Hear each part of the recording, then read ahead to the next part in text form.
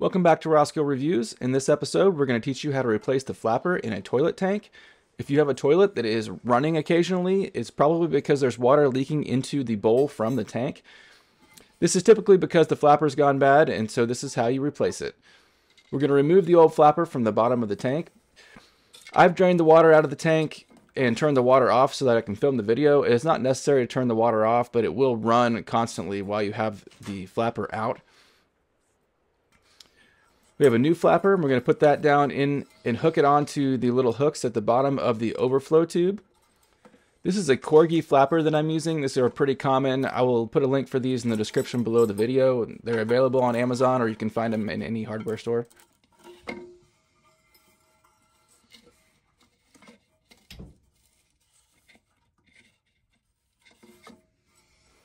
Once you have both sides hooked on the bottom of the overflow tube, it's time to attach the chain.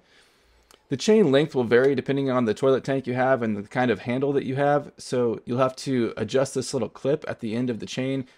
When the flapper is down, you'll want the chain to be almost all the way extended, but you don't want it to have tension on it, because if it's pulling up on the flapper a little bit, then it will let water leak through into the bowl.